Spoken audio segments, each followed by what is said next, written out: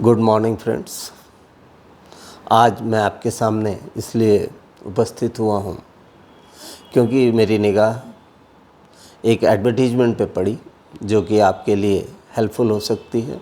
अक्सर करके आप मुझसे पूछते रहते हैं कि सर कौन से कोर्सेज़ किए जाएं ताकि आपकी एम्प्लॉयबिलिटी बढ़ सके, आपकी जॉब अपॉर्चुनिटीज़ बढ़ सके।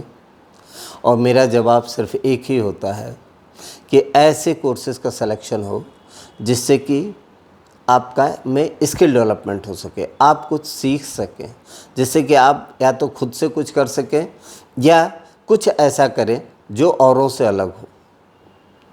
तो उसी से संबंधित ये कोर्स है और ये कोर्स उन स्टूडेंट्स के लिए है जो कि या तो बीएससी इस वर्ष पास कर रहे हैं या विगत वर्षों में पास कर चुके हैं। ये course mainly Sanjay Gandhi post graduate institute of medical sciences जो कि लखनऊ में हमारे प्रदेश में ही है और गवर्नमेंट फंडेड इंस्टीट्यूशन है। यह देश में नहीं, यह फॉरेन कंट्रीज़ में भी वही स्थान रखता है। तो बहुत ही महत्वपूर्ण इंस्टीट्यूशन है। ये मेनली संबंधित तो है मेडिकल ट्रीटमेंट से संबंधित, लेकिन ये कुछ कोर्सेज़ भी अपने रन करते हैं और वो ऐसे कोर्सेज़ हैं जो या तो हॉस्पिटल एडमिनिस्ट्रेशन से संबंधित हैं या हॉस्पिटल के अंदर कामकाज से संबंधित हैं। हम सबको पता है कि आजकल डॉक्टर्स की रिस्पॉन्सिबिलिटीज़ बहुत बढ़ गई हैं, बहुत ही स्पेशलाइज्ड हो चुके हैं वो। तो इसलिए अब वो अपना नर्सिंग होम और दूसरी सुविधाओं को देखने में अपना समय न वेस्ट करके वो अपना सारा समय आप पेशेंट पे देना चाहते हैं। तो उस नर्सिंग होम को, उस हॉस्पिटल को कैसे रन किया जाए, उसके लिए दूसरे लोगों को इन्वॉल्व करने लगे हैं। जैसे हॉस्पिटल का मैनेजमेंट कौन देखे, तो हॉस्पिटल एडमिनिस्ट्रेशन का कोर्स आ गया। लैबोरेटरी टेक्नीशियंस की ज़रूरत पड़ती है। आजकल टेक्निक्स भी इतनी ज़्यादा इम्प्रूव कर गई हैं कि उसको साधारण लेमैन उसको रन नहीं कर सकता। तो लैबोरेटरी टेक्नोलॉजी के कोर्सेज रन कर रहे हैं। काउंसलिंग, आजकल के पेशेंट जो गंभीर बीमारियों से गुजरते हैं, जैसे कैंसर हो गया, एड्स हो गया, या कोई जेनेटिक एबनॉर्मेलिटी किसी को डिटेक्ट हो गई, तो एक उसकी मानसिक अवस्था में बहुत बदलाव आ जाता है। तो कैसे उसको नॉर्मल किया जा सके, उसके लिए काउंसलिंग के कोर्सेज़ रन कर रहे हैं। तो ऐसे बहुत सारे कोर्सेज़ अब मेडिकल फील्ड से जुट गए हैं जो कि डॉक्टर के अलावा लोग इन्वॉल्व हैं जिसमें। तो ऐसे कोर्सेज़ में नॉर्मल साइंस ग्रेजुएट्स का इस्तेमाल होता है जो साइंस के बारे में जानते रहते हैं, मेडिकल टर्मिनोलॉजी से परिचित होते हैं, ताकि उन चीज़ों को डॉक्टर को उन चीज़ों में मदद कर सके।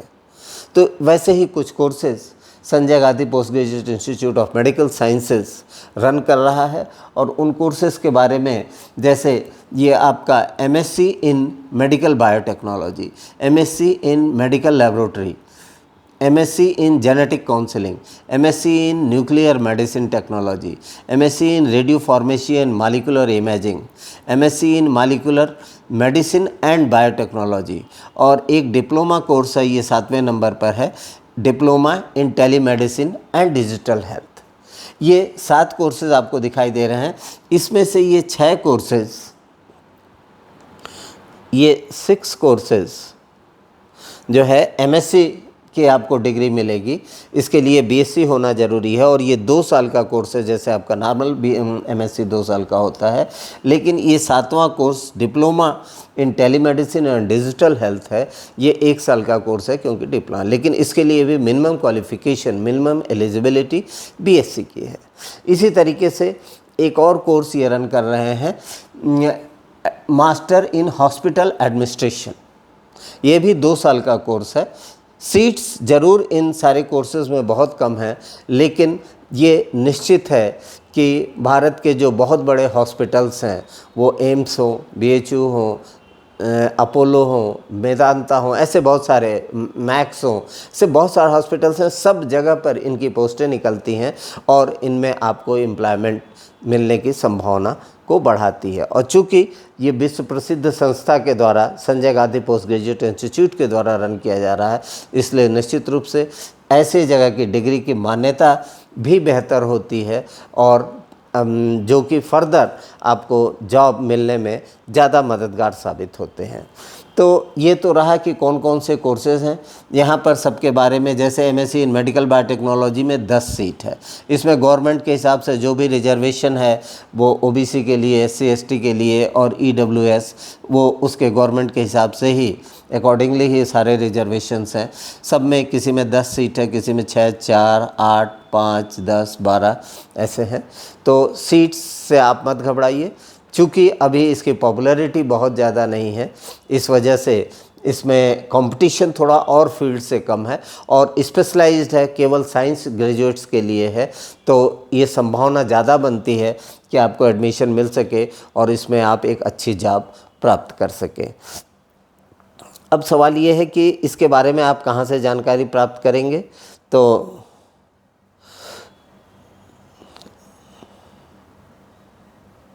ये है आपका संजय गांधी मेडिकल इंस्टीट्यूट।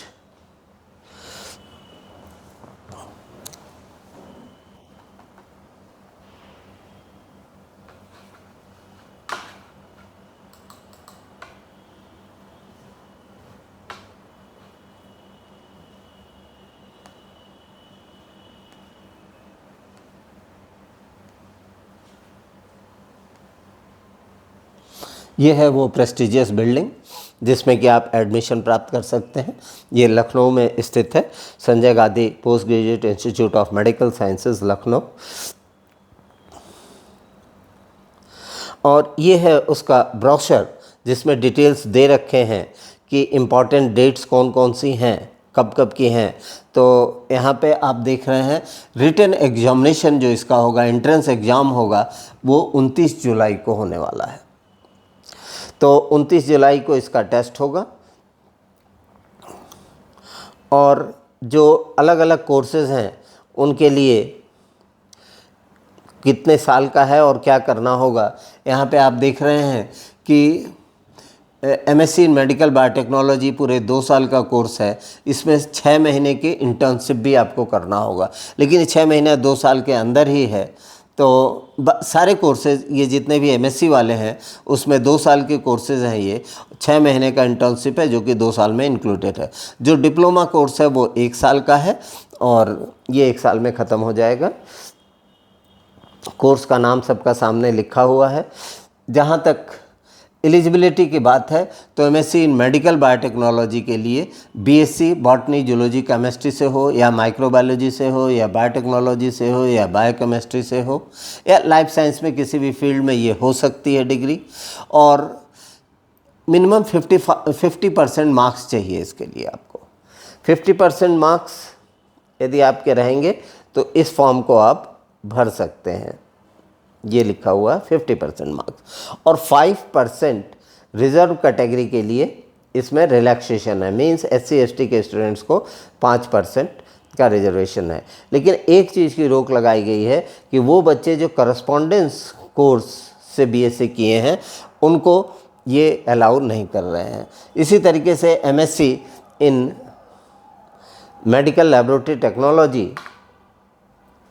की भी सेम ही है कि वो मेडिकल लैबोरेटरी टेक्नोलॉजी में या तो बीएससी हो या माइक्रोबायोलॉजी में हो या इक्विवेलेंट कोई भी डिग्री हो। यहाँ पे देखिए ये बीएससी बायोटेक्नोलॉजी भी हो सकती है, बीएससी लाइफ साइंस भी हो सकती है।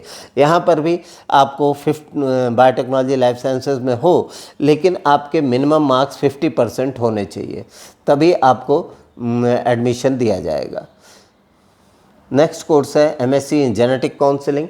यहाँ पर भी आप या तो आपके पास बैचलर डिग्री इन नर्सिंग हो या ह्यूमन जेनेटिक्स में, ह्यूमन बायोलॉजी या बायोकेमिस्ट्री में आपने की हो, या लाइफ साइंस में मींस बॉटनी, जूलॉजी, केमिस्ट्री से की हो, मॉलिक्यूलर बायोलॉजी से की हो, मींस बीएससी लाइफ साइंसेज या बीएससी बॉटनी, जूलॉजी, केमिस्ट्री का लड़का एलिजिबल है। सेम बात है कि मिनिमम 50% मार्क्स आपके होने चाहिए, 5% एससी एसटी को रिलैक्सेशन है। नेक्स्ट कोर्स है MSc in nuclear medicine and technology. यहाँ पर न्यूक्लियर मेडिसिन बीएससी में होना चाहिए या BSc with physics chemistry mathematics होनी चाहिए, और 50% यहाँ भी मस्ट कर रखा है। तो इस तरीके से ये मेनली मैथमेटिक्स वालों के लिए ये कोर्स अलाउड है, bachelor in nuclear medicine and technology. Next course है MSc in radio pharmacy and molecular imaging. तो यदि आप बीएससी न्यूक्लियर मेडिसिन में किए हों या केमिस्ट्री से किए हों या फार्मेसी से किए हों या मेडिसिनल केमिस्ट्री से किए हों या बीएससी का कोई भी कोर्स बॉटनी जूलॉजी केमिस्ट्री में लिए हों, तो आप इसके लिए अलाउड हैं और 50% मार्क्स मिनिमम होने चाहिए। MSc in molecular medicine and biotechnology, यहाँ पर भी आपका बीएससी बॉटनी जूलॉजी केमिस्ट्री होना चाहिए या माइक्रोबायोलॉजी होना चाहिए या बीएससी बायोटेक्नोलॉजी होना चाहिए, बीएससी बायोकेमिस्ट्री होना चाहिए। सेम कि 50% मिनिमम मार्क्स बीएससी में होने चाहिए, 5% रिलैक्सेशन है for SC/ST candidates. Telemedicine, diploma in telemedicine and digital health. आपको पता है कि आजकल डॉक्टर्स, बड़े हॉस्पिटल्स के डॉक्टर्स, उनको यदि गांव में कहीं ट्रीटमेंट करना है, किसी पेशेंट को देखना है, तो अब वो दिल्ली से किसी पर्टिकुलर गांव में नहीं जाते हैं, बल्कि डायरेक्टली इतना हमारा कम्युनिकेशन सिस्टम डेवलप कर गया है 5G आ जाने की वजह से कि डायरेक्टली डिजिटली सारा उस पेशेंट का डेटा उनके पास इमीडिएटली रियल टाइम में पहुंच जाता है और उसके अनुसार, पेशेंट के अनुसार फिर डॉक्टर उनको तुरंत एडवाइस दे सकता है। और इस काम में जो व्यक्ति मदद करता है वो यही होता है जो कि कोर्स किया हुआ है diploma in telemedicine and digital health. इसके लिए भी आपको जो मिनिमम एलिजिबिलिटी है वो बीएससी साइंस सब्जेक्ट्स के साथ होना चाहिए, वो इंजीनियरिंग ग्रेजुएट भी होना चाहिए। मैथमेटिक्स के भी कोर्स के बच्चे अलाउड हैं, वहाँ पर भी वही शर्त है कि 50% मिनिमम मार्क्स होने चाहिए। तो सबका क्राइटेरिया दे रखा है, जब आप संजय गांधी के वेबसाइट पे जाएंगे। अब जहाँ तक एज की बात है कि नेशनलिटी तो निश्चित रूप से इंडियन होने चाहिए। एज इन सारे कोर्सेज़ के लिए जो डिग्री को एमएससी डिग्री कोर्सेज़ हैं, मिनिमम एज 17 ईयर्स होंगे और मैक्सिमम एज 35 ईयर्स तक पॉसिबल है। मींस जो बीएससी पास कर चुके हैं या पास कर रहे हैं और उसके बाद लगभग 35 साल की एज अभी अचीव नहीं किए हैं, उनके लिए ये हो सकता है। डिप्लोमा कोर्स की जहाँ तक बात है उसके लिए मिनिमम 17 ईयर्स होना चाहिए और मैक्सिमम 30 ईयर्स होना चाहिए। रिजर्वेशन के बारे में जैसा मैंने आपको बताया कि वो जो भी गवर्नमेंट के अपनी रिजर्वेशन पॉलिसी है उसके हिसाब से डिफरेंट सीट्स इसमें रहेंगे आपके लिए। फॉर्म भरने की जहाँ तक बात है तो फॉर्म अभी शुरू नहीं हुआ है इस कोर्स का। 29 जून से ये विंडो खुलेगी, ये डायरेक्टली ऑनलाइन आप फॉर्म भरेंगे। 29 जून से ये विंडो खुलेगी और 20 जुलाई तक आप अप्लाई कर सकते हैं। एग्जामिनेशन की डेट ऑलरेडी मैं बता चुका हूँ कि 29 जुलाई को एग्जामिनेशन होगा। उसमें एग्जामिनेशन का भी इन्होंने प्रारूप दे रखा है कि